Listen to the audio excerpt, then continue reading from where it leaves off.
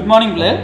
இன்னைக்கு நாங்கள் பார்க்க போகிறது வந்து அமிலம் துமிக்கப்பட்ட நீரை மின்பகுப்பு செய்கிறது. ஓகே, அதுக்கு தேவையான பொருள் ஒரு 9 வோல்ட் பேட்டரி, வயர் 2, அடுத்தது கார்பன் கோல் 2, இந்த மாதிரி ஒரு கார்ட்போர்ட் அட்டையை எடுத்து அதில் 2 ரவுண்ட் மாதிரிக்கே எடுத்துக்கொள்ளணும்.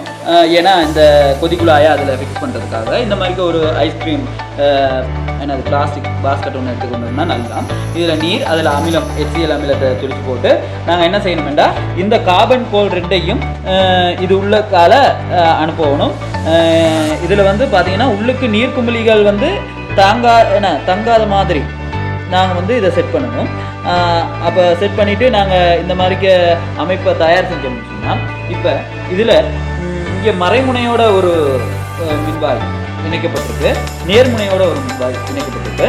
இந்த மறைமுனையோட இணைக்கப்பட்ட மின்வாயில் பார்த்தீங்கன்னு சொன்னால் இந்த வாய்க்குமிழிகள் வெளியேறது நாங்கள் அவதானிக்கக்கூடியதாக இருக்குது. இந்த மறைமுனையில் வேகமாக வாய்க்குமிழிகள் வெளியேறும், நேர்முனையில் மிக மெதுவாக வாய்க்குமிழிகள் வெளியேறும்.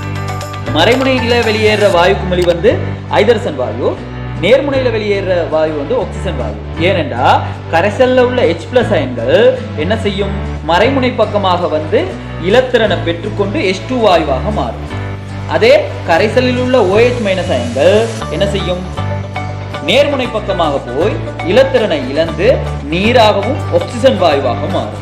ஆகவே இங்கே வந்து மறைமுனை பக்கமாக ஐதரசன் வாயுவும் நேர்முனை பக்கமாக ஆக்சிஜன் வாயுவும் உருவாக்கும். இதில் ஐதரசன் வாயு தான் உருவாகிருக்கு, இதில் ஆக்சிஜன் தான் உருவாகிருக்குங்கிறதுக்கான பரிசோதனையை அடுத்த வீடியோவில் நான் போடுறேன்.